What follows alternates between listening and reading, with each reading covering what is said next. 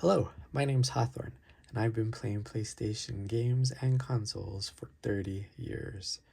In these next 5 videos, I'm going to be going over my PlayStation collection from PlayStation 1 all the way to PlayStation 5.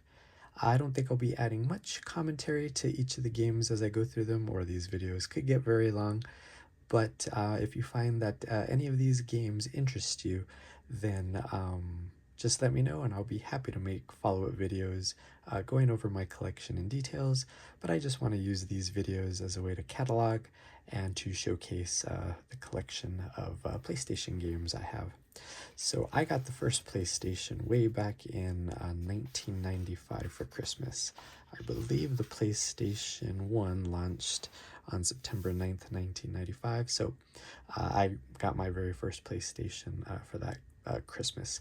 Unfortunately, many of the games I used to have were sold off long ago because I used a lot of that money to fund my PlayStation 2 collection.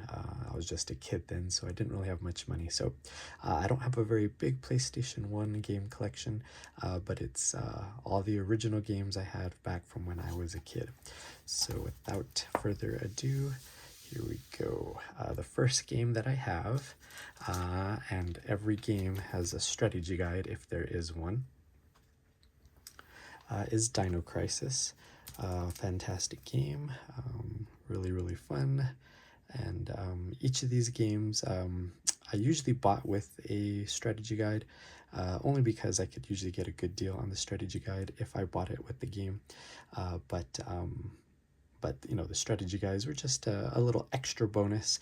Sometimes I used them, sometimes I didn't, but they were always good to go back and look through if I didn't want to replay the game, and I could just kind of relive some of the highlights of each game.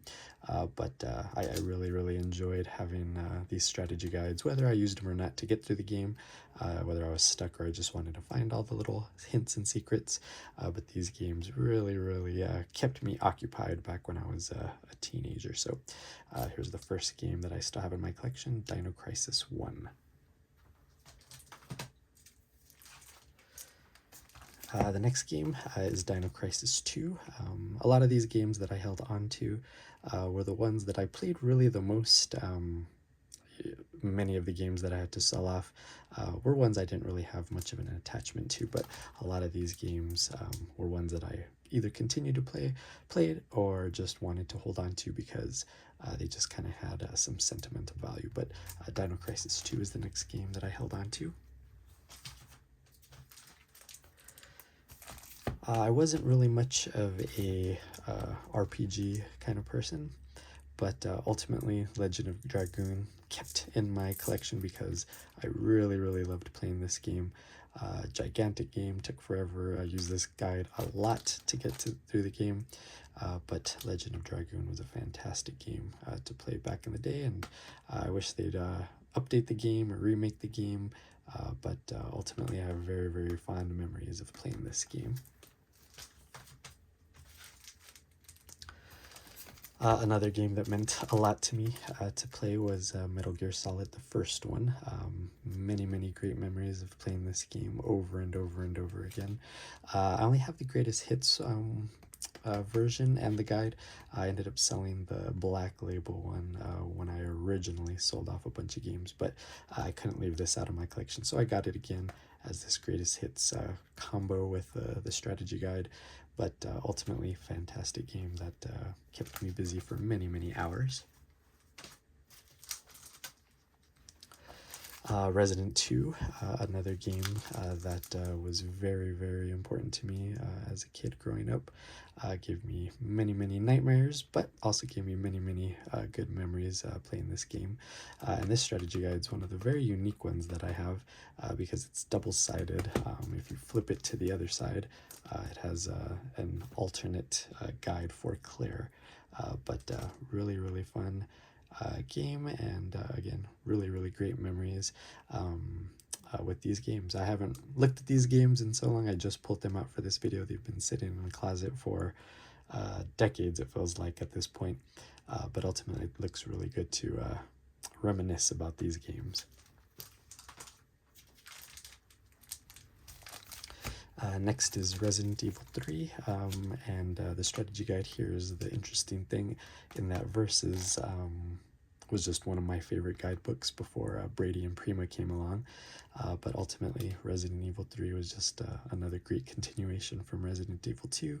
Lots and lots of great memories, like I've been saying, with every one of these games so far, and that's why I held on to this very tiny, small collection of PlayStation 1 games. I had a much, much bigger collection before I sold it off, but these were the games that really meant the most to me. I either put in the most time into them, or I just had the most fun with them, and didn't want to let those games go. Here's another one with the original Silent Hill. I don't know what can be said about this that hasn't been said before.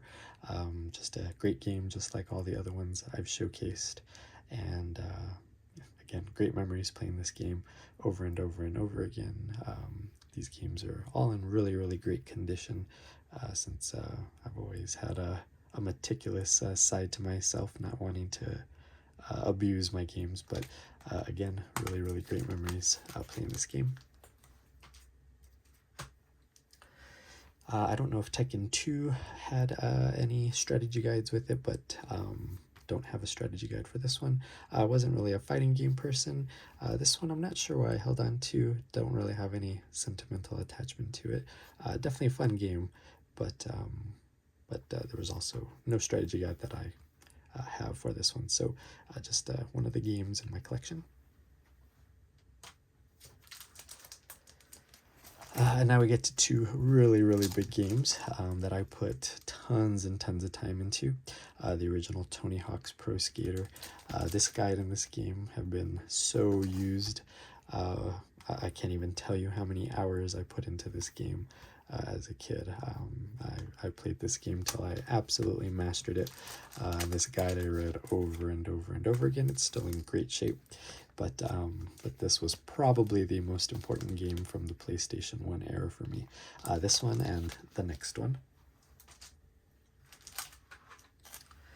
The next one isn't surprising because it's Tony Hawk's Pro Skater 2.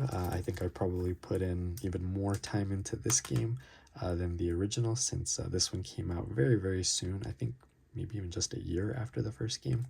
But I put a ton of time into this game. This guide is definitely very used, but a fantastic game, and so many great memories playing this game over and over and over again. I basically never got tired of this game, and I think I even still played these Tony Hawk games even more into the PlayStation 2 era, but we'll talk about that in the next video with my PlayStation 2 collection. So this was a nice short one because I don't have a gigantic PlayStation 1 collection anymore. Like I said, I sold off a lot of it to help pay for a PlayStation 2 collection, and you'll kind of notice that as a theme. Sometimes I sold off a part of my collection to get to the next console, but thank you for joining me on this little look back on my PlayStation collection. And if you're interested, you can catch my other videos with PlayStation 2, 3, 4, and 5. And I'll see you then.